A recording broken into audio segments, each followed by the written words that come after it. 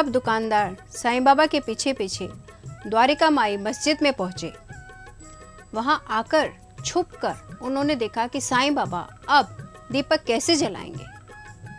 साईं बाबा ने वो जो एक कनस्तर था जिसमें कि तेल रखते थे, टीन पात्र था, उसको देखा। उसमें केवल एक दिए के जलने के बराबर ही तेल था। साईं बाबा ने उस कनस्तर को पूरा का पूरा पानी से भर दिया और फिर उस तेल मिश्रित पानी को साईं बाबा ने अपने हलक में उतार लिया। उसको साईं बाबा पी गए। पीते ही साईं बाबा ने उसको वापस उसी टीन पात्र में उलट दिया। अब इस तेल मिश्रित पानी को साईं बाबा ने एक एक करके सभी दियों में डाल दिया। अब ये दुकानदार जो देख रहे थे कि कैसे साईं बाबा दीपक जलाते हैं, वह देखकर आश्चर्यचकित रह गए कि साईं बाबा ने एक एक दिए को उसी तेल मिश्रित पानी से जला दिया और दिए जो थे वो पहले की ही तरह सारी रात जलते रहे। साईं बाबा ने पानी से दीपक जलाए हैं। यह देखकर उन दुकानदारों को बहुत ही दुख हुआ, अपने किए पर बहुत ही पश्चाताप हुआ और उन्होंने साईं बाबा से क्षमा मांगी, साथ ही साथ आगे सद्व्यवहार रखने की वचन भी दिया। इस प्रकार से उन्होंने साईं बाबा से माफी मांगी। साईं बाबा की यह लीला दूर दूर तक फैलने लगी और दूर से लोग साईं बाबा की महिमा जानकर साईं के दर्शन के लिए आने लगे। शिरडी से कुछ दूरी पर आता है नीम गांव, जहां पर साईं बाबा के एक भक्त थे जिनका नाम था बाला साहेब। वो साईं बाबा पर बहुत श्रद्धा रखते थे। इन बाला साहेब के एक भाई थे जिनका नाम था नाना साहेब। अब जो नाना साहेब थे वे बहुत दुखी रहते थे क्योंकि उनको संतान प्राप्ति का सुख नहीं था। संतान की प्राप्ति के लिए उन्होंने एक और विवाह किया, लेकिन फिर भी उनको संतान की प्राप्ति नहीं हो सकी। यह देखकर वो साईं बाबा की शरण में आने का सोचने लगे। बाला साहेब ने उनको दुखी देखकर यह कहा कि तुम अगर सच्ची श्रद्धा लेकर दिल से साईं बाबा की शरण में जाओगे तो तुम्हारी ये मनोकामना जरूर पूरी होगी।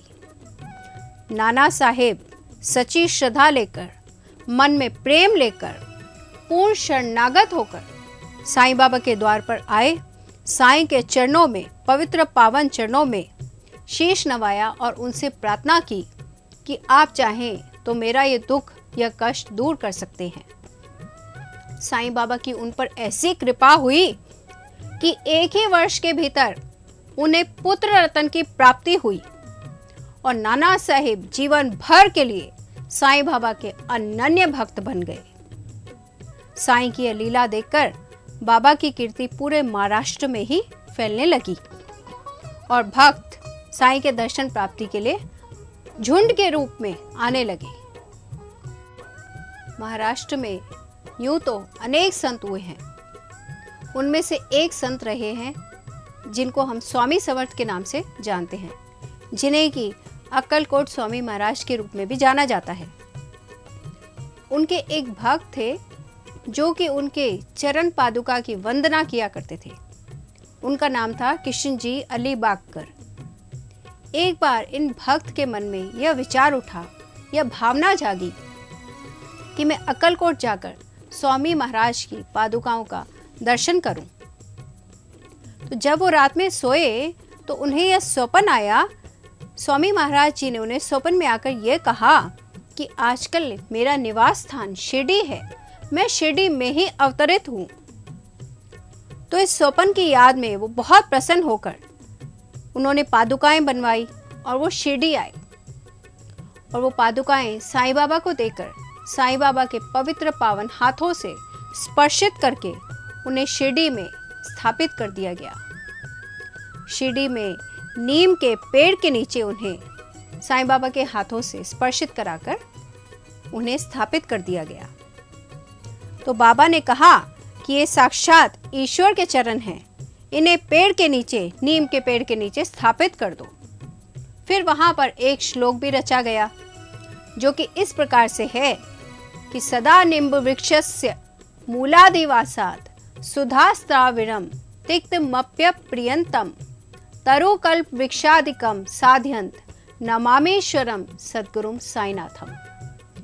इसका मीनिंग ये है, इसका अर्थ ये है कि मैं ऐसे सद्गुरु साईनाथ महाराज को प्रणाम करता हूँ कि जिनकी कृपा पाकर, जिनका सानिध्य पाकर, जिनकी समीपता पाकर ये नीम का पेड़ भी इतना कड़वा होते हुए भी अमृत के समान वर्षा करता है और इसमें बीमारियों को ठीक करने के इतने गुण हैं कि इसका जो मूल्य है वो कल्प वृक्ष से भी अधिक हो गया है।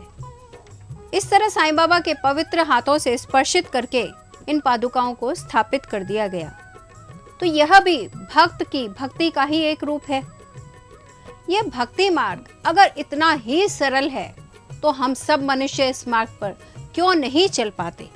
हम इसलिए नहीं चल पाते क्योंकि मनुष्य जो है वो अपनी सफलता का सारा श्रेय अपने ही ऊपर लेता है।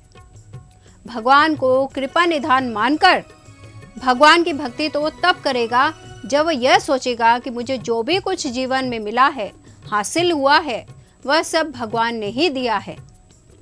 लेकिन मनुष्य जो है वो अहंकार करता है। और अहंकार क्या है? एक बार एक शिष्य ने अपने गुरु से पूछा कि प्रभु का, परमात्मा का, ईश्वर का भोजन क्या है? इस पर गुरु ने उत्तर दिया कि ईश्वर का भोजन है मनुष्य का अहंकार। भगवान सिर्फ मनुष्य का अहंकार खाता है। जैसे कभी हम ये कहते हैं कि मुझे खाने में वह सब्जी अच्छी नहीं लगती, वह रंग मुझे पसंद नहीं है, अमुक स्थान मुझे पसंद नहीं है, वह मनुष्य मुझे पसंद नहीं है। कुछ समय बाद वही सब्जी, वही रंग, वही स्थान हमें अपनी ओर खींचने लगता है। तब हमें यह समझ लेना चाहिए कि प्रभु ने मनुष्य का अहंकार खाया है।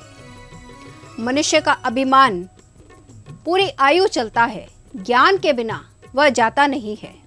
लेकिन होता तो फिर भी वही है जिसमें ईश्वर की स्वीकृति है। इसी पर कहा गया है कि किया अभिमान तो फिर मान नहीं पाएगा, इज्जत नहीं पाएगा। किया अभिमान तो फिर मान नहीं पाएगा, होगा तो वही जो श्री राम जी को भाएगा। तो जब सब होना ही प्रभु की इच्छा से है तो मैं का अहंकार हमें किस लिए करना है? अहंकार न करके सब प्रभु की कृपा से होता है, यह भावना हमको मन में रखनी है। और प्रभु के वचनों में साथ ही साथ श्रद्धा भी रखनी है। श्रद्धा रखने वाले भक्तों के लिए साईं बाबा ने हमेशा यही कहा है कि मेरे भक्तों के घर में कभी भी अन्न की और वस्त्रों की कमी नहीं होगी। जो भक्त मुझ पर पूरी तरह से श्रद्धा रखते हैं, पूरा समर्पित भाव रखते हैं, मैं हमेशा ही उनके कल्याण के लिए चिंतित रहता हूँ।